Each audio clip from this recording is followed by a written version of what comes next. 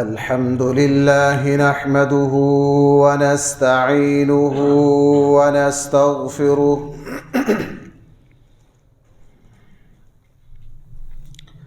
ونؤمن به ونتوكل عليه ونعوذ بالله من شرور أنفسنا ومن سيئات أعمالنا من يهده الله فلا مضل له ومن يضلله فلا هادي له ونشهد أن لا إله إلا الله وحده لا شريك له ونشهد أن سيدنا وسندنا ومولانا محمدًا عبده ورسوله صلى الله تعالى عليه وعلى آله وأصحابه وبارك وسلم تسليما كثيرا كثيرا. أما بعد فأعوذ بالله من الشيطان الرجيم. بسم الله الرحمن الرحيم. واذكروا نعمة الله عليكم إذ كنتم أعداء فألف بين قلوبكم فأصبحتم بنعمته إخوانا وكنتم على شفا حفرة من النار فأنقذكم منها كذلك يبين الله لكم آياته لعلكم تهتدون. صدق الله مولانا العظيم. मुहतरम सामीन किराम, कुरान करीम ने रसूल अकरम सल्लल्लाहु अलैहि वसल्लम और आपके सहाबा को खिताब करके अपनी एक नेमत का तज़किरा किया है। फरमाया वज़कुरू निअमतल्लाहि अलैकुम, तुम अल्लाह की उस नेमत को याद करो जो अल्लाह ने तुम पर की है। वो क्या? इज़ कुंतुम अअदाअन, तुम आपस में दुश्मन थे, आपस में तुम्हारी अदावतें और नफ़रतें थीं,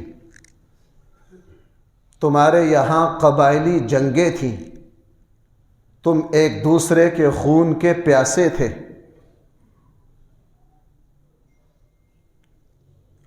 कुरान ने फरमाया अल्लाह ताला ने तुम पर अपना इनाम किया, मेहरबानी की। अल्लाह जल्ल जलालुहू ने आपस में मोहब्बत डाली और तुम आपस में भाई भाई बन गए। हालत तुम्हारी ये थी कि तुम आपस की नफ़रत और अदावतों की वजह से जहन्नुम के किनारे पर खड़े थे। अभी गिरे वकुन्तुम अला शफ़ा हुफ़रतिम मिनन नार फ़अनक़ज़कुम मिन्हा, अल्लाह ताला ने तुम्हें बचा लिया। इस आयत में एक बात तो ये समझ में आई कि जो लोग आपस में लड़ते झगड़ते रहेंगे, जहाँ आपस की नफ़रतें और अदावतें होंगी, یہ علامت ہوگی اس بات کی کہ یہ اللہ تعالیٰ کے انعامات سے محروم ہے۔ بھائی اللہ تعالیٰ کے انعامات سے کیا ہیں؟ محروم ہیں۔ آپ حضرات جانتے ہیں کہ رسول اللہ صلی اللہ علیہ وسلم کے زمانے میں ان کا معاشرتی انتشار، افتراق اور ان کے آپس کی خانہ جنگی، قتل و غارت کس حد تک تھی۔ اسلام آیا، رسول اللہ صلی اللہ علیہ وسلم نے ان کو اسلام کی لڑی میں پرویا، ان کی دلوں کو صاف کیا، اور پھر ایسا معاشرہ وجود میں آیا بقول علامہ ابن خلدون کے کہ آسمان نے اس سے اعلیٰ معاشرہ نہ اس سے پہلے دیکھا، اور لگتا ہے اس سے زیادہ پاکیزہ معاشرہ آسمان دوبارہ نہ دیکھ سکے گا۔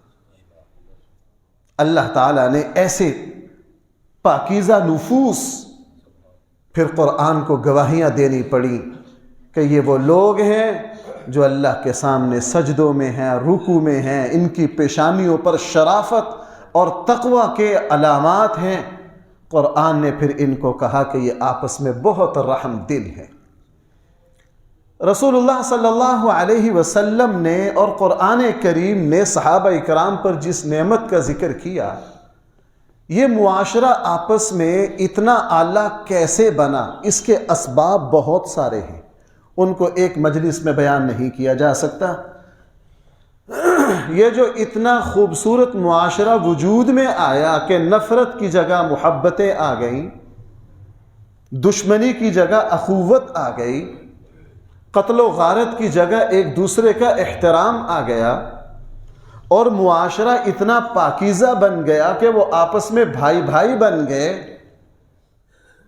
اللہ کے نبی نے اس معاشرے کو جن بنیادوں پر وجود اور مرتب کیا، ان بنیادوں میں سے ایک اہم ترین بنیاد یہ ہے کہ رسول اللہ صلی اللہ علیہ وسلم نے ان کو یہ سبق سکھایا، پڑھایا، یاد کروایا، عمل کروایا کہ تم سب ایک دوسرے کے حق کی رعایت کرو گے۔ تم سب ایک دوسرے کے حق کی کیا کرو گے؟ رعایت کرو گے۔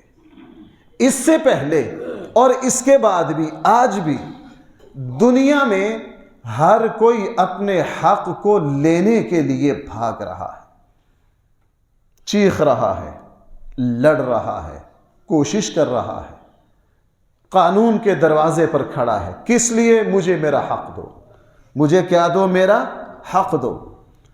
رسول اکرم صلی اللہ علیہ وسلم نے انسانیت کو یہ سبق سکھایا کہ تم اتنے اونچے کردار والے بنو، اپنے اخلاقی سطح کو اتنا بلند کرو، اپنے اندر اللہ کا اتنا خوف پیدا کرو کہ معاشرے کے اندر یہ آواز تو کبھی پیدا ہی نہ ہو کہ مجھے میرا حق دو، بلکہ معاشرے سے جو آواز اٹھے وہ یہ اٹھے کہ بھائی تمہارا میرے اوپر یہ حق ہے، اپنا حق واپس لو۔ اپنا حق کیا لو؟ واپس لو۔ آج بھی پوری دنیا اپنے اپنے حق کے بارے میں مارے پھر رہی ہے، اور اس زمانے میں بھی رسول اکرم صلی اللہ علیہ وسلم نے، آپ حضرات کو پتہ ہے جب دنیا سے تشریف لے گئے تو صحابہ اکرام سے کیا یہ پوچھا کہ بھائی میرا تم پر جو حق تھا میں تمہیں معاف کرتا ہوں فلاں، ایسی کوئی بات کی؟ نہیں۔ دنیا سے جاتے ہوئے کیا فرمایا؟ تم میں سے جس کا میرے اوپر کوئی حق ہو، کیوں بھائی سیرت کی کتابوں میں ہے یا نہیں بات؟ جاتے ہوئے فرمایا اگر تمہارا میرے اوپر کوئی حق ہو تو اپنا حق مجھ سے کیا کر لیجئے؟ وصول کر لیجئے۔ اور سیدنا صدیق اکبر رضی اللہ عنہ بیمار پڑے، وصیت کر رہے ہیں میرے بعد خلیفہ فلاں ہوگا، فلاں ہوگا، فلاں ہوگا۔ حضرت عائشہ سے فرمایا کہ فلاں فلاں رشتہ دار ہے، سب سے پتہ کرو کسی کا میرے اوپر کوئی حق تو نہیں، کسی کا میرے اوپر کوئی حق تو نہیں۔ حضرت عمر رضی اللہ عنہ زخمی ہوئے اور 2-3 دن زندہ رہے، زخم کے بعد دوسرے یا تیسرے دن جا کے انتقال ہوا حضرت عمر رضی اللہ عنہ کا قاتلانہ حملے کے بعد۔ سب کے حق ادا کیے، میرے ذمہ امت کا حق ہے، 6 بندے نامزد کیے، یہ کیے، یہ کیے، جنازے کی وصیت کی، تدفین کے لیے کہا کہ میرا جی چاہتا ہے مجھے روضہ رسول میں دفن کیا جائے، اور بیٹے کو کیا کہا، حضرت عائشہ سے پوچھ کر آئیے، اجازت لے کر آئیے۔ حضرت عائشہ نے اجازت دے دی، اور جب بیٹے نے آ کے خوشخبری دی خوش بڑے ہوئے، لیکن کہا کہ شاید چونکہ میں خلیفہ وقت تو میرے روب کی وجہ سے اجازت دے دی ہو۔ بیٹے کو کہا جب میرا انتقال ہو جائے اس وقت میرا روب ختم، اس وقت میرا روب ختم، میرا دبدبہ ختم، میرے مرنے کے بعد میری میت کو قبر میں اتارنے سے پہلے حضرت عائشہ سے اجازت لی جائے، اور اگر حضرت عائشہ اجازت دے دیں تو دفن کر دیا جائے، اجازت نہ دیں تو مجھے جنت البقیع میں عام مسلمانوں کے ساتھ دفن۔ بھائی یہ تو وہ لوگ تھے کہ تیرے اونٹ نے میرے اونٹ سے پہلے پانی کیوں پیا، اسی پر اگلے کا سر اتار دیتے تھے۔ اب رسول اللہ صلی اللہ علیہ وسلم نے ان کی یہ تربیت کی، اپنا حق ہر کسی سے مانگنا یہ کوئی کمال نہیں ہے، اصل مومن وہ ہے جس کو یہ فکر رہے کہ کسی کا کوئی حق میرے ذمے نہ رہے۔ کیوں اس کو بھی سمجھنا چاہیے، چونکہ رسول اللہ صلی اللہ علیہ وسلم نے ان لوگوں کی یہ تربیت کی کہ اگر دنیا سے کسی کا حق لے کر جاؤ گے، جناب دنیا کی عدالتوں سے بری ہو سکتے ہو سکتا ہے طاقتور ہو، مظلوم اپنا بدلہ نہ لے سکے، ہو سکتا ہے معاشرہ کمزور ہو، تم سے اپنا حق لے نہ سکے، تم پر کوئی دباؤ نہ ڈال سکے، لیکن جو دنیا سے حق لے کر جائے گا دوسرے کا، جناب اللہ تعالیٰ کی بارگاہ میں تو سوال ہی پیدا نہیں ہوتا، وہاں تو مثقال ذرۃ خیرا یرا اور مثقال ذرۃ شرا یرا، وہاں تو ہر چیز کا حساب ہو جانا ہے۔ رسول اکرم صلی اللہ علیہ وسلم نے اپنے صحابہ سے فرمایا، اے میرے صحابہ، کل قیامت والے دن شہید کو بلایا جائے گا، اور اللہ تعالیٰ شہید کے ہر گناہ کو معاف کر دیں گے، لیکن اگر کسی کا قرض دینا ہوا تو اللہ تعالیٰ اس کو قرض ہرگز معاف نہیں کریں گے۔ بھائی شہید کا، کس کا؟ شہید کو ایسی رخصتیں، میں نے یہاں شاید پہلے کبھی بیان کیا ہو، امام شافعی اس پر تو ائمہ متفق ہیں کہ شہید کو کفن نہ پہنایا جائے، وہ جس لباس میں شہید ہوا ہے اللہ کی بارگاہ میں اسی خون کے ساتھ لت پت اور اسی شان و شوکت کے ساتھ اللہ کی بارگاہ میں جائے کہ اس کا جو خون ہے اس سے اس کا اپنا کفن رنگا ہوا ہے۔ لیکن نماز جنازہ پڑھنی ہے یا نہیں؟ امام اعظم ابو حنیفہ رحمہ اللہ فرماتے ہیں نماز جنازہ پڑھی جائے گی، چونکہ احد کے شہداء کی نماز جنازہ رسول اللہ صلی اللہ علیہ وسلم نے پڑھی تھی۔ امام شافعی اس کے قائل ہیں کہ شہید کی نماز جنازہ بھی نہ پڑھی جائے۔ کیوں؟ وہ کہتے ہیں نماز جنازہ مغفرت کی دعا ہے، اور شہید کی مغفرت ہو چکی ہے، مزید کیا کرنا ہے؟ آپ حضرات کو پتہ ہے شہید کے بارے میں رسول اللہ صلی اللہ علیہ وسلم نے فرمایا، من سأل اللہ شہادت بصدق بلغہ اللہ منازل الشہداء۔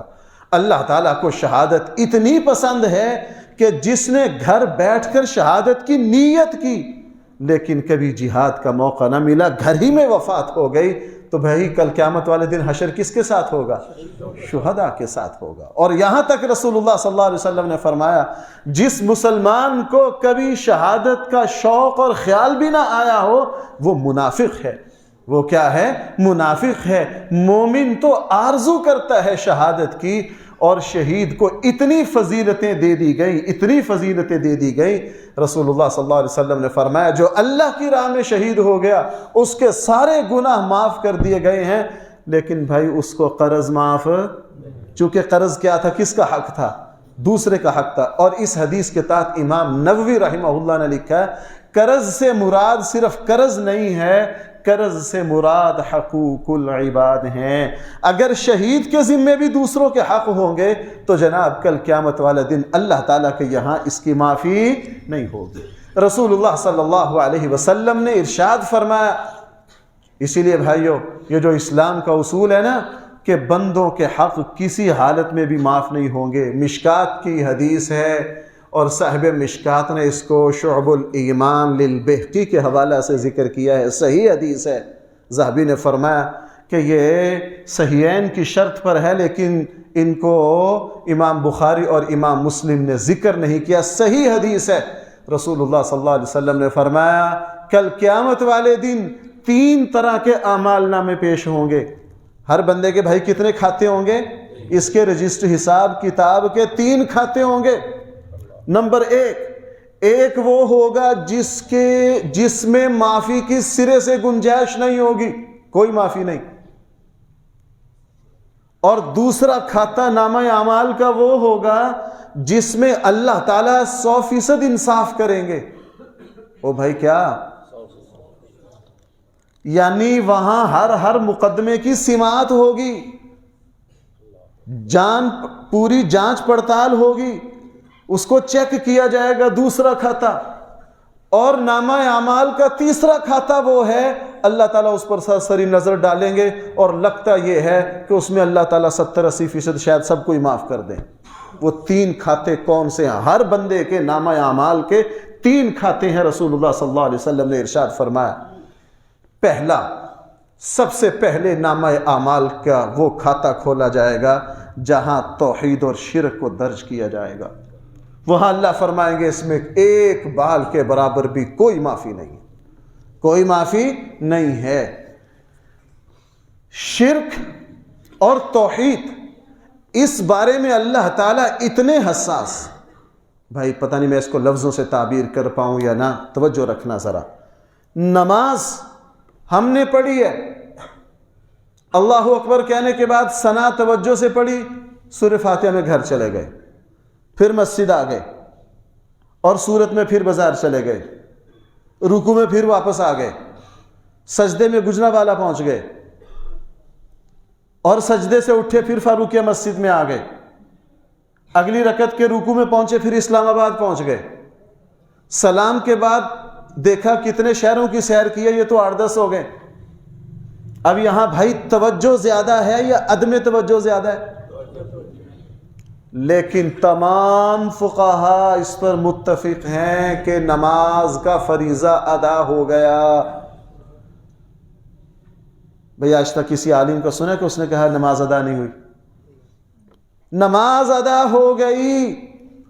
فریضہ سر سے اترنے کا مطلب یہ ہے کہ اللہ نے کسی نہ کسی درجے میں اس نماز کو قبول کر لیا. اللہ تعالیٰ نے کسی نہ کسی درجے میں اس نماز کو کیا کر لیا ہے؟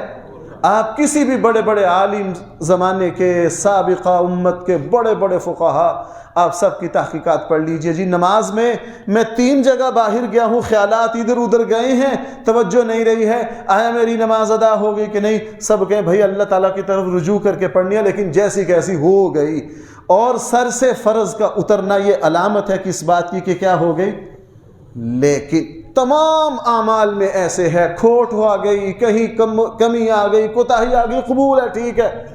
لیکن توحید کے بارے میں اللہ اتنے حساس ہیں. اگر ایک بندہ 99% موحد ہو، بھائی کتنے فیصد؟ 99% موحد ہو، صرف 1% اس میں شرک آ گیا، اللہ تعالیٰ اتنے غیور ہیں کہ 1 بال کے برابر شرک کی وجہ سے جو 99% توحید ہے اللہ تعالیٰ اس کو بھی قبول نہیں کہیں گے، فرمائیں گے مجھے اس طرح کی توحید نہیں چاہیے. یہ ہے وہ جو ہر کسی کے نامہ اعمال جو ہیں بھائی اس کے کتنے کھاتے ہیں؟ میں سادہ زبان میں کہہ رہا ہوں، پہلا کھاتا ایمان اور توحید اور شرک کا ہے. اللہ تعالیٰ کی طرف سے پہلے ہی اعلان ہے، اس میں کوئی معافی نہیں ہے. اور بھائی دوسرا کھاتا جس کا تعلق میرے موضوع سے ہے، دوسرا کھاتا وہ ہے، ایسے نہیں جناب تاریخوں پہ تاریخیں پڑھتے رہیں گے، اللہ تعالیٰ چشم پوشی کر کے کہہ دیں گے نہیں. دوسرا کھاتا وہ ہے جس میں اللہ تعالیٰ پورے طور پر کیا کریں گے؟ انصاف کریں گے. وہ کھاتا ہوگا جس میں آپس کا ظلم، آپس کی زیادتیاں، بندوں کے حق ہوں گے، اللہ تعالیٰ وہاں پورا کیا کریں گے؟ انصاف. اور یہ بات تو میں کئی مرتبہ بیان کر چکا ہوں، وہ صحیح مسلم کی روایت ہے، ایک بندے نے کتنے قتل کیے تھے توبہ کے لیے بنی اسرائیل والے نے؟ وہ میں آپ کو کئی مرتبہ بتا چکا ہوں. اللہ تعالیٰ کے 2 نظام ہیں، نظام رحمت اور نظام قانون. قانون میں کوئی معافی نہیں ہے، وہ اللہ تعالیٰ نے رحمت کی ہے، وہ اللہ کر سکتے ہیں. اب اللہ کس پر رحمت کرے گا کس پر نہیں کرے گا ہمیں اس کا کوئی پتہ نہیں، ہمیں اس کا کوئی پتہ نہیں ہے. بہرحال اور فرمایا کہ تیسرا وہ ہے جس میں اللہ کے حق میں کہیں کمی زیادتی کی ہوگی، کہیں نماز پڑھنے میں کوتاہی ہو گئی، کہیں قرآن کی تلاوت میں کوتاہی ہو گئی، اپنے اللہ کے حق کو ادا کرنے میں کمی رہ گئی۔ اللہ تعالیٰ بے نیاز ہے، بے پرواہ ہے، وہ بادشاہ ہے، اس کو بندوں کی عبادت نہیں چاہیے۔ اس کھاتے میں اللہ تعالیٰ بہت چشم پوشی سے کام لیں گے۔ لیکن جو پہلے دو کھاتے ہیں، پہلے میں معافی کا سوال ہی پیدا نہیں ہوتا، اور دوسرے میں اللہ تعالیٰ پورے طور پر کیا کریں گے؟ آپ نے وہ مشہور حدیث ہے، صحیح حدیث ہے، امام بخاری مسلم نے اس کو ذکر کیا، بھائی کل قیامت والے دن اللہ تعالیٰ سینگ بے سینگ والی بکریوں کے درمیان انصاف کروائیں گے کہ نہیں؟ بھائی حدیث تو سنی ہوئی ہے نا۔ علماء نے یہاں ایک سوال اٹھایا ہے کہ بکریاں تو مکلف نہیں ہیں، ان کا حساب کیسا؟ بھائی بکریاں اللہ کے احکام کی مکلف ہیں؟ نہیں، ان کا حساب کیسا؟ ہرگز ان کا حساب نہیں ہوگا۔ آج کل کی زبان میں کہہ لیجئے وہ ایک علامتی احتساب ہوگا، حساب ہوگا بندوں کو دکھانے کے لیے اس دن، تاکہ میدان محشر میں ساری دنیا کو پتہ چل جائے کہ جس اللہ نے غیر مکلف بے عقل بکریوں کے درمیان ظلم کو برداشت نہیں کیا، وہ اللہ عقل مند اور مکلف انسانوں کے درمیان ظلم کا فیصلہ کیے بغیر کیسے چھوڑے گا؟ ظلم کا فیصلہ کیے بغیر۔ اس لیے بھائی صحیح مسلم کی روایت ہے، رسول اللہ صلی اللہ علیہ وسلم نے فرمایا، امام بخاری نے بھی اس کو ذکر کیا، رسول اکرم صلی اللہ علیہ وسلم نے ارشاد فرمایا، کل قیامت میں بہت سے لوگ جو دوسروں کا مال دبایا ہوگا، میں آج کل کی زبان میں وہاں الفاظ کہیں اونٹ ہیں کہیں بکری ہے، وہ اس زمانے کے اعتبار سے ہے، میں آج کے زبان کے اعتبار سے کہوں، ایک بندہ وہ ہوگا جس نے کرسی پر بیٹھ کر کروڑوں روپے کی رشوت لی ہوگی، سارا مال سر پر لادے آئے گا۔ ایک وہ ہوگا جس نے بے ایمانی سے دوسروں کے پلاٹ ہڑپ کیے ہوں گے، وہ ان کو لے کر آئے گا۔ ایک وہ ہوگا جس نے 2 نمبر دوائی لکھ کر انسانوں کی جانوں سے کھیلا ہوگا۔ ایک وہ ہوگا جس نے پیسہ لے کر ممبروں پر بیٹھ کر غلط دین بیان کیا ہوگا، سارے ہی آئیں گے۔ اور جس نے دنیا میں جو خیانت کی، جو ظلم کیا، رسول اللہ صلی اللہ علیہ وسلم نے فرمایا لوگ ان کو اپنے سروں پر اٹھائے ہوئے آئیں گے اور اللہ کے نبی سے سفارش کی درخواست کریں گے، اللہ کے حبیب ہم حساب و کتاب میں پھنس گئے ہیں، ہماری سفارش کیجئے۔ رسول اللہ صلی اللہ علیہ وسلم 2 ٹوک فرمائیں گے، صحیح حدیث ہے، اللہ کے نبی نے فرمایا میں تمہارے بارے میں کچھ نہیں کر سکتا، میں نے اللہ کا حکم دنیا میں 100% تم تک پہنچا دیا تھا کہ اگر ظلمن کسی کے حق کو دباؤ گے، کسی پر ظلم کرو گے، کسی کا حق مارو گے، اللہ تعالیٰ تم سے اس کا پورا حساب لے گا۔ میں یہ حق دنیا میں تم تک پہنچا چکا، میں یہ حق بھائی تم تک پہنچا چکا۔ اس لیے بھائیوں اس پر بڑی نظر رہے کہ کسی کا کوئی حق میرے ذمے نہ ہو، کسی کا کوئی حق میرے ذمے، اپنی انا کو میں بھی دبا لوں آپ بھی دبا لیں۔ اگر کسی سے ہمارے ہاتھوں کسی پر ظلم ہو گیا ہے، انا کو آڑے نہ آنے دیں، انا کو آڑے نہ دیں۔ یہ جو ہماری ناک اور انا ہے نا، اس نے ہمارا بڑا بیڑا غرق کر رکھا ہے۔ ہم اپنی انا کے چکروں میں بڑی بڑی زیادتی اور بڑے بڑے ظلم کر جاتے ہیں، یہ انا ہمیں مروا دے گی۔ کل قیامت والے دن یہ انا اور یہ ناک کا اونچا ہونا ہمیں پھنسوائے گا۔ اس لیے رسول اللہ صلی اللہ علیہ وسلم نے فرمایا دنیا میں ہی دوسروں سے اپنی معافی تلافی کر لو، وگرنہ دوسروں کے حق کا معاملہ اتنا سخت ہے۔ رسول اللہ صلی اللہ علیہ وسلم نے ارشاد فرمایا، صحیح مسلم کی روایت ہے، صحیح حدیث ہے، کہ اگر کسی نے ایک بالش کے برابر بھی کسی کی زمین دبائی ہوگی تو بھائی کل قیامت والے دن 7 زمینوں کا تو کہاں ہوگا؟ گلے میں ہوگا، گلے میں ڈلا ہوا ہوگا۔ آؤ جی، اس نے بھائی کا پلاٹ دبایا ہے، اس نے اپنی بہن کی وراثت کھائی ہے، اس نے مہر لکھ کر دیا نہیں ہے، اس نے یہاں رشوت لی ہے، اس نے اپنی کرسی پر بیٹھ کر یہاں انصاف نہیں کیا ہے، اللہ تعالیٰ آئے گا۔ اور امام مسلم رحمہ اللہ نے جہاں اس حدیث کو ذکر کیا ہے نا، آگے پھر امام مسلم رحمہ اللہ نے ایک واقعہ بھی ذکر کیا۔ امام مسلم رحمہ اللہ نے ذکر کیا ہے حضرت سعید بن زید رضی اللہ عنہ ایک راوی ہیں جو اس حدیث کے راوی ہیں۔ ان کے خلاف ایک خاتون نے مقدمہ دائر کیا کہ انہوں نے میری زمین دبا رکھی ہے۔ حضرت سعید بن زید جو ہیں وہ غیرت میں آگے، غصے میں آگے، اور مقدمہ میں فریق بننا بھی پسند نہ کیا۔ کہا یہ خاتون غلط کہہ رہی ہے، اگر یہ زمین اس کی ہے تو میں اس کے حوالے کرتا ہوں، میں نے رسول اللہ صلی اللہ علیہ وسلم سے سنا ہے کل قیامت والے دن جو ایک بالش کے برابر کسی کی زمین دبائے گا وہ اللہ تعالیٰ کے یہاں اس طرح آئے گا۔ اگر اس نے زمین دبائی ہے تو میں اللہ تعالیٰ سے دعا کرتا ہوں کہ اللہ تعالیٰ اسی زمین کو اس کی رسوائی کا ذریعہ بنا لے۔ اور امام مسلم نے، کسی عام مورخ نے نہیں، کس نے؟ امام مسلم نے پھر خود اسی باب میں ذکر کیا کہ لوگوں نے وہ وقت دیکھا کہ وہ خاتون بوڑھی ہو گئی، اسی پلاٹ میں دھکے کھایا کرتی تھی، کوئی ان کو پوچھنے والا نہیں تھا۔ ایک دن وہی گڑھا کھدا ہوا تھا، اس گڑھے میں گر گئی اور اسی میں مر گئی۔ اور بھائی یہ صرف ایک مثال ہے، آپ اس کو معاشرے پر لاگو کیجئے اور بھائی اپنا یہ مزاج بناؤ۔ ہمارے یہاں جو صبح میں جو حضرات درس میں آتے ہیں نا، تو میں آیت کی تشریح کرتے کرتے رک کر ایک لفظ بولتا ہوں، ہمارا سبق کیا ہے؟ ہمارا سبق کیا ہے؟ اس میں ہمارا سبق کیا ہے؟ ہمارا سبق یہ ہے جناب، اگر بے ایمانی کر کے دوسروں کا حق ماریں گے، وہ حق کہیں نہ کہیں ہمارے گلے میں پڑے گا، ہماری اولادوں کے گلے میں پڑے گا۔ ابھی 4-5 مہینے پہلے میں نے اخبار میں لاہور کا، تب پتہ نہیں کہاں کا تھا، وہ واقعہ دیکھا، ایک صاحب نے اپنے بھائی سے بے ایمانی کر کے فیکٹری پہ قبضہ کیا، بے ایمانی کر کے، وہ بیچارے کے پاس تھا کچھ، نے اپنے بھائی کو ذلیل و رسوا کیا، اور جس سے وہ فیکٹری چھینی تھی اس کو بعد میں فالج ہو گیا، وہ دھکے کھا کھا کے غربت کے ہاتھوں مر گیا۔ اب یہ جو شخص ہے جس نے اپنے بھائی کی اتنی قیمتی چیز پر قبضہ کیا، بوڑھا ہو گیا، مر گیا، اللہ تعالیٰ کے یہاں پہنچ گیا، اس کا حساب دے گا۔ اب اس کے بچے آگے، اس کے بچوں میں تنازع شروع ہوا اسی فیکٹری پر۔ وہ کیا کہتے ہیں کہ برائی کبھی بانج نہیں ہوتی، جھوٹ کبھی بانج نہیں ہوتا، برائی اپنا رنگ دکھاتی ہے۔ وہ کہتے ہیں نا جس بندے نے بد پریزی کی ہو کہیں نہ کہیں جا کے نقصان ہوتا ہے۔ اب بھائی کی فیکٹری پر قبضہ کیا تھا، خود مر گیا، تو بھائی اس کو تو حساب دینا ہے کہ نہیں آگے جا کے؟ ابھی آخرت کا کھاتا پورا باقی ہے، اب دنیا کا دیکھ لیجئے۔ اس کے 2 بیٹے، اب ان میں اسی فیکٹری پر جھگڑا شروع ہوا، بے ایمانی شروع ہوئی، لڑائی شروع ہوئی، لڑائی اتنی بڑی کہ ایک بھائی نے پھر اپنے دوسرے بھائی کو قتل کیا۔ ایک بھائی نے دوسرے کو کیا کیا؟ قتل کیا۔ اب اسی حرام کی فیکٹری پر جناب بیٹوں میں سے ایک بیٹا کیا ہو گیا؟ قتل ہو گیا۔ اور ابھی بس یہاں بس نہیں ہوئی، یہ جو مقتول تھا اس کی بیوہ نے کچھ اوباش لوگوں کو پیسہ دیا، اس کے ذریعے پھر قاتل کو قتل کروایا، پھر قاتل کو کیا کروایا؟ اب بھائی کتنے قتل ہو گئے؟ اب اس بابے کو قبر سے اٹھا کر بندہ لائے، یہ دیکھ تیرا کارنامہ جس نے تیری نسل مروا دی ہے۔ بھائی میں غلط تو نہیں کہہ رہا؟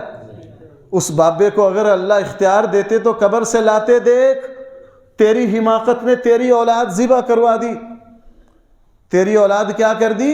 ذبح کروا دی۔ اور بھائی یہ ہر جگہ ہو رہا ہے، یہ ہر جگہ ہو رہا ہے۔ اس لیے بھائیو اس وقت دنیا میں طوفان بدتمیزی برپا ہے، اس پر میری اور آپ کی بہت توجہ رہے۔ دیکھو اللہ تعالیٰ اتنے حساس ہیں اس میں کہ جہاں بندوں کا حق، اللہ کا حق آ جائے، اللہ تعالیٰ اپنا حق واپس لے لیتے ہیں۔ اللہ تعالیٰ کیا کر لیتے ہیں؟ اپنا حق۔ کیوں اللہ تعالیٰ فرماتے ہیں، مجھے علماء سے پوچھئے، حقوق العباد اور حق اللہ کا جہاں مقابلہ ہو تو ترجیح کس کو ہوگی؟ حقوق العباد کو ترجیح ہوگی۔ ایک آدمی قاتل ہے، اس نے قتل کر دیا، اب اللہ کا حق کیا ہے؟ اس کو قصاصاً کیا کیا جائے؟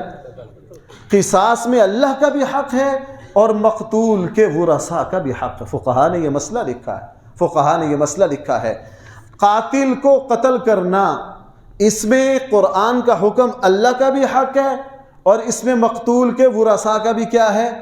اچھا، اب جو مقتول کے ورثاء ہیں وہ یہ کہتے ہیں کہ ہم دیت لیں گے، ہم پیسے لے کے قاتل کو معاف کر دیں گے۔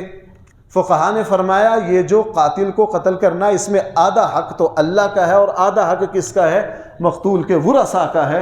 لیکن فقہا نے مسئلہ لکھا ہے کہ اللہ تعالیٰ فرماتے ہیں مجھے اپنے حق کی کوئی پرواہ نہیں، جہاں میرا اور بندوں کا حق آ جائے تو تم نے ترجیح دینی ہے کس کو؟ بندے کے حق کو. اگر مقتول کے ورثاء دیت لے کر معاف کرنا چاہیں تو اللہ کہتے ہیں چلو میں نے بھی معاف کیا. اللہ تعالیٰ کیا کہتے ہیں؟ میں نے بھی. آپ نے علماء سے مسئلہ سنا ہوگا، ایک آدمی نماز پڑھ رہا ہے، آگے گڑھا کھدا ہوا ہے، نماز اللہ کا حق ہے، ایک کوئی نابینا اس میں گرنے لگا ہے، تو بھائی کیا حکم ہے؟ نماز توڑ کے نابینے کو بچانا ہے. کیوں؟ یہاں ایک طرف سے اللہ کا حق آ رہا ہے، دوسری طرف سے کس کا حق آ رہا ہے؟ بندے کا حق آ رہا ہے. اللہ تعالیٰ فرماتے ہیں مجھے اپنے حق کی ضرورت نہیں ہے، میرے حق کو تھوڑی دیر کے لیے ڈلے کر دو، بندے کے حق کو پہلے ادا کرو. اسی لیے رسول اللہ صلی اللہ علیہ وسلم آپ وہ چھوٹے چھوٹے واقعات ہیں. مشہور بات ہے، آپ کو پتہ ہے رسول اللہ صلی اللہ علیہ وسلم پانی پی کے عادت کیا تھی؟ دائیں والے طرف سے دینا. لیکن دائیں طرف بچے تھے، بائیں طرف بزرگ تھے. اللہ کے نبی نے اس کی رعایت کی کہ نہیں؟ اس کی رعایت کی. اس لیے بھائیو میں یہ بات عرض کرنا چاہ رہا ہوں، حقوق العباد اتنا حساس مسئلہ ہے. ہر مسلمان جس بندے کو دیکھو وہ جتنی چاہے عبادت کرے، جتنی چاہے تہجد پڑھے، اگر اس کو حقوق العباد کی پرواہ نہیں ہے بھائیو وہ کوئی دیندار نہیں ہے. دیندار تو دور کی بات ہے، اس کو دین کی ہوا بھی نہیں لگی. جس مسلمان کو دیکھو اس کو دوسروں کے حق کی بہت پرواہ ہے، اس کو پتا ہے. آج کسی سے پوچھئے حقوق العباد کی تفصیلات کیا ہیں، ہمیں نہیں پتا، ہمیں نہیں پتا. حالانکہ حقوق العباد کی بہت سی تفصیلات ہیں. مثلا عموماً رسول اللہ صلی اللہ علیہ وسلم نے بندوں کے حق بیان کیے. ہمارے اوپر ہمارے ماں باپ کا حق ہے، بہن بھائیوں کا حق ہے، رشتہ داروں کا حق ہے، بیوی بچوں کا حق ہے، پڑوسیوں کا حق ہے، بڑوں کا حق ہے، محلے والوں کا حق ہے. بھئی کس کا حق ہے؟ محلے والوں کا حق ہے. رسول اللہ صلی اللہ علیہ وسلم نے بیان فرمایا ایک مسلمان کا دوسرے مسلمان پر حق ہے، وہ بیمار ہو جائے اس کی تیمارداری کرے، وہ مصیبت میں آ جائے تو بھائی کیا کرے؟ اس کی مصیبت کو ہٹانے کی کوشش کرے. اگر کسی کو ہماری مدد کی ضرورت ہے تو اس کو مدد پہنچائے. دوسرے مسلمان کو سلام کرنا، اس کے سلام کا جواب دینا، یہ کس کا حق ہے؟ یہ بندوں کا حق ہے. ہم ماشاءاللہ تھوڑی سی بات پر سلام چھوڑ کر بیٹھ جاتے ہیں، تھوڑی سی سلام پر کیا کرتے ہیں؟ تھوڑی سی جھگڑے پر سلام چھوڑ کر بیٹھ جاتے ہیں. یہ کس کا حق ہے؟ یہ بندوں کا حق ہے. اگر ہمارا پڑوسی کے آپ ذرا امام غزالی رحمہ اللہ کی احیاء دیکھیے، پڑوسی کا ایک حق بیان کیا امام غزالی نے. میں نماز سے پہلے اس کو دیکھ رہا تھا احیاء کو. فرمایا پڑوسی کا ایک حق یہ بھی ہے کہ پڑوسی کے اہل و عیال کے بارے میں کبھی اپنی نگاہ کو برا نہ کرے، کبھی اپنی نگاہ کو برا نہ کرے، اپنی نگاہ کو برا نہ کرے. دوسرے مسلمانوں کا حق یہ ہے کہ اس کے مال کو بری نگاہ سے نہ دیکھے. بھائی ہم یہ حق ادا کر رہے ہیں؟ کیوں بھائی؟ سوال ہی پیدا نہیں ہوتا. رسول اکرم صلی اللہ علیہ وسلم نے، اب آئیے جس آیت سے میں چلا تھا، وَاذْكُرُوا نِعْمَةَ اللَّهِ عَلَيْكُمْ، تم اللہ تعالیٰ کی نعمت کو یاد کرو جو اللہ نے تم پر کی. اذ کنتم اعداء، تم آپس میں دشمن تھے.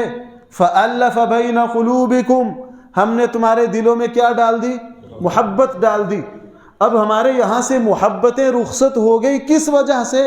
ہمیں بندوں کے حق کا پتہ نہیں، ہمیں بندوں کے حق کا پتہ نہیں ہے. جہاں حق ادا نہ کیا جائے گا، میں نے بہت دیکھا خاندانوں میں نفرتیں کیسے آج سوچ میں پڑ جاتے ہیں. یار 5 بھائی، ایک ہی ماں باپ سے اللہ نے وجود دیا، ایک ہی صحن میں زندگی گزاری، ایک دوسرے کے بغیر کھانا نہ کھانے والے اور اکٹھے صحنوں میں کھیلنے والے، اکٹھے صحنوں میں کھیلنے والے. بڑے بھائی کی شادی ہے، چھوٹے کے خوشی سے پاؤں زمین پر نہیں لگ رہے کہ میرے بھائی کی شادی ہے. لیکن بھائی ایک وقت آتا ہے، اپنے بچے ہو جاتے ہیں، یہ 2 بھائی ایک جگہ بیٹھنا گوارا، ہمارے یہاں رواج ہے. شک پڑ جاتا ہے، اگر 2 سگے بھائی ہنس کے بات کر رہے ہوں تو شک پڑ جاتا ہے سگے انہیں چاچے تائے دیتے نہیں، کیونکہ بڑے بھائی کے لیے توہین ہے. وہ سارے زمانے سے مسکرا کر بولے گا، نہیں بولے گا چھوٹے بھائی سے نہیں بولے گا. چھوٹے بھائی سے میں بہت حیران ہوتا ہوں بھائی اس پر کہ بڑا بھائی چھوٹے بھائی سے کس طرح بولتا ہے، پورے موڈ کے اندر. اگر یہ مسکرا کے بول لے تو پتہ اوہو یہ تو بڑا رہے گا ہی نہیں. اب یہ جو ہے 5 بھائی ہیں، ان کا خون ایک ہے، ان کا نسب ایک ہے، اور یہ وہ دین رکھتے ہیں جس دین نے، بھائی وہ صحیح بخاری میں کیا ہے، بنی اسرائیل کی ایک خاتون نے بلی کو باندھ دیا اور اس کو پانی نہیں پلایا، عذاب ہوا کہ نہیں؟ جس دین نے یہ بتا دیا کہ اگر کتے اور بلی کے حق کو بھی ادا نہ کیا تو جہنم میں جا سکتے ہو، تو اس بھائی سے اپنے سگوں کے حق کا نہیں پوچھا جائے گا؟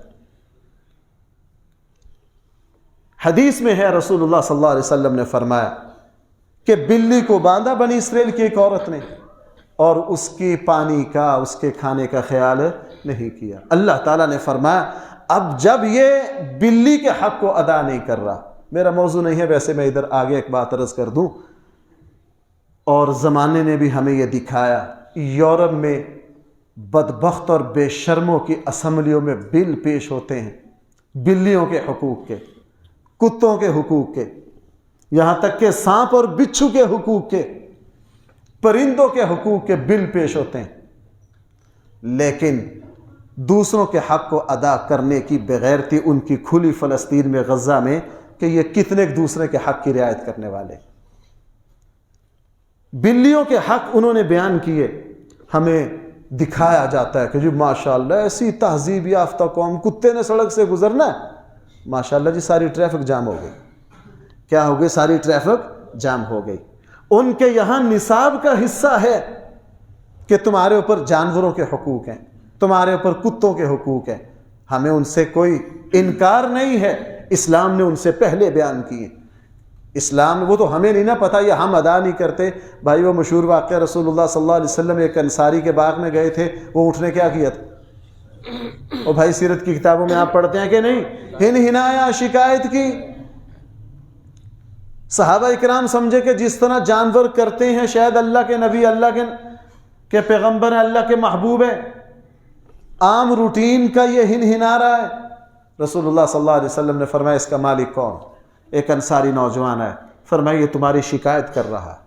یہ کیا کر رہا ہے؟ تمہاری شکایت کر رہا ہے. کیا شکایت کر رہا ہے؟ یہ کہتا ہے مجھ سے کام زیادہ لیتے ہیں، مجھے چارہ کم ڈالتے ہیں. رسول اللہ صلی اللہ علیہ وسلم ان سے ناراض ہوئے. اب جانوروں کے حقوق بھائی بیان کر، یورپ، امریکہ، یہ تو آج کل کی دریافتیں ہیں، ان کو تو جانتا کوئی نہیں تھا جب ہمارے آقا صلی اللہ علیہ وسلم نے جانوروں کے حقوق بیان کیے. آپ علیہ السلام نے ایک صاحب کو دیکھا کہ وہ اپنے اونٹ پر بیٹھا ہوا، رکا ہوا ہے، باتیں کر رہا ہے، گپ شپ کر رہا، بیٹھا ہوا کس پر؟ اپنی سواری پر. رسول اکرم صلی اللہ علیہ وسلم نے فرمایا تم میں سے کوئی شخص اپنی سواری پر بیٹھا ہوا ہو اور اگر اس کو باتیں کرنی ہے تو وہ نیچے اتر جائے، سواری صرف چلنے کے لیے ہے، یہ نہیں تم مزے سے بیٹھے اوپر کھڑے ہوئے، جانور کو کیا ہو رہی ہے؟ تکلیف ہو رہی ہے. آپ علیہ السلام، صحابہ اکرام کی روٹین تھی، پابندی تھی. لشکر آتا جب کسی جگہ رکتا تو آپ علیہ السلام نے سارے صحابہ کو یہ فرمایا کہ سب سے پہلے جہاں رکو، پڑاؤ ڈالو، لشکر رکے، سب سے پہلے اپنے جانوروں کو پانی پلانا ہے، ان کا چارہ پورا کرنا ہے، ان کو صحیح جگہ باندھنا ہے، اس کے بعد اپنے خیمے لگانے. آپ سیرت کی کتابوں میں، تاریخ کی کتابوں میں تفصیلات پڑھ لیجئے. صحابہ اکرام کی روٹین یہی تھی کہ آتے آتے جب کسی جگہ رکتے، بھائی سب سے پہلے کس کا انتظام کرتے؟ بلکہ اور آگے ایک بات اور عرض کر دوں، بھائی مال غنیمت میں سے جانوروں کا حق ہے کہ نہیں؟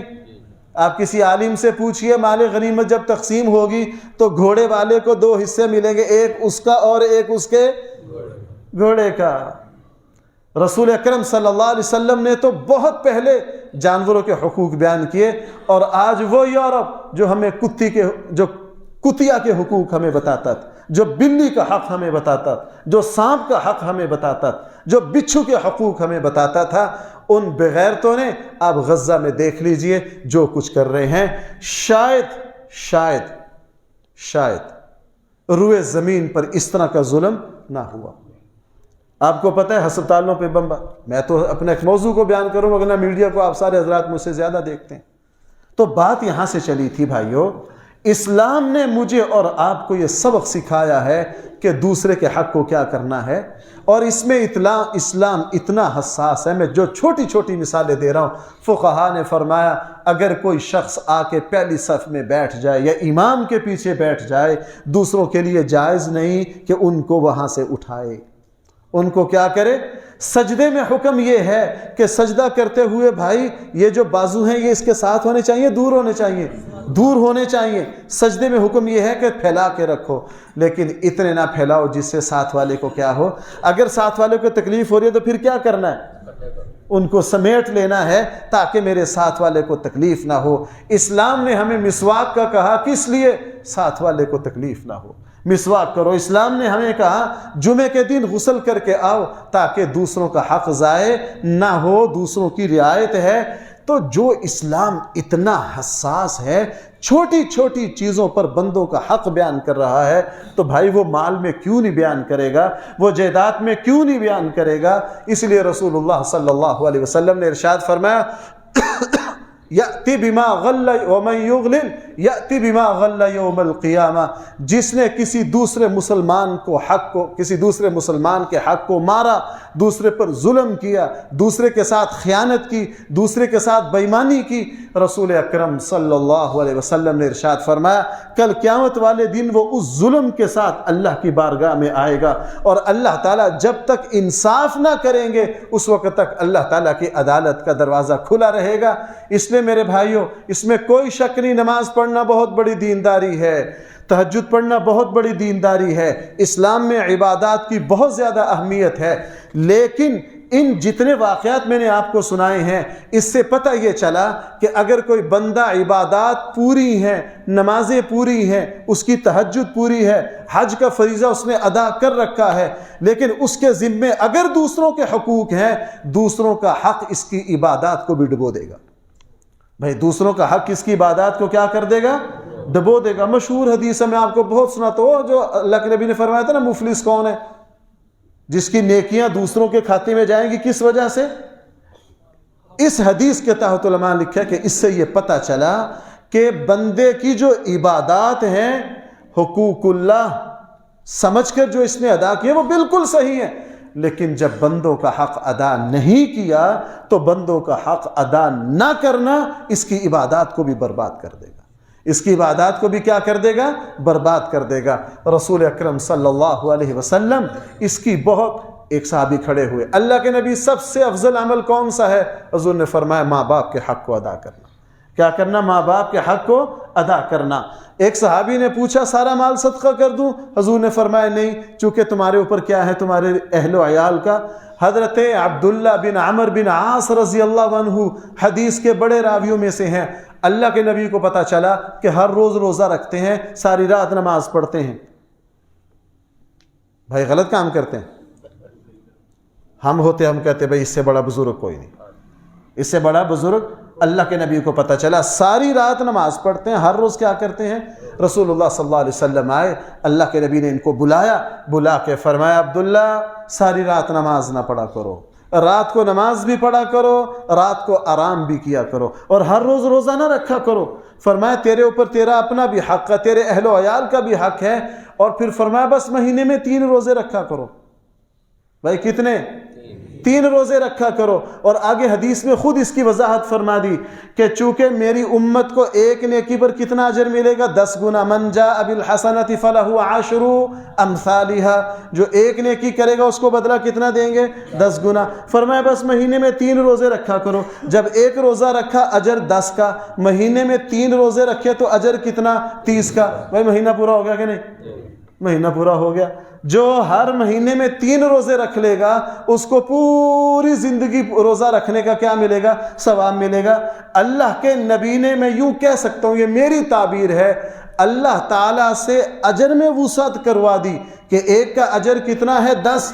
لیکن فرمایا کہ رکھنے 3 ہی ہیں, چونکہ اگر ہر روز روزہ رکھو گے تو پھر تم دوسروں کے حق کو ادا نہ کر سکو گے. اس لیے میرے بھائیوں, ہم سب اپنی زندگی پر نظر ڈالیں. اپنی انا, اپنا تعصب, اپنا غصہ، اپنی ناک کا اونچا ہونا درمیان میں نہ آئے۔ جہاں ہمیں پتہ چلے، احساس ہو کہ میں نے فلاں جگہ دوسرے کے حق کو ادا کیا ہے، وہ جسمانی ہو اس سے معذرت کر لیجئے، عزت کے اعتبار سے ہو معافی مانگ لیجئے، اور اگر ہم نے کسی کا مال دبایا ہے اس کو واپس کر لیجئے۔ حقیقت یہ ہے کہ اگر ہم اپنے معاملات کو صاف کر لیں گے، آخرت تو محفوظ ہی محفوظ ہے، لیکن وہی بات اذکروا نعمت اللہ علیکم اذ کنتم اعداء فالف بین قلوبکم، جو ہر کسی کو اس کا حق ادا کرے گا اللہ تعالیٰ دوسروں کے دلوں میں کیا پیدا کر دیں گے۔ مجھے ایک مرتبہ دو صاحب ملے، وہ یہاں آتے ہیں کبھی کبھار، بڑے گہرے دوست ہیں۔ انہوں نے کہا جی مفتی صاحب ہماری دوستی کیسے قائم ہوئی؟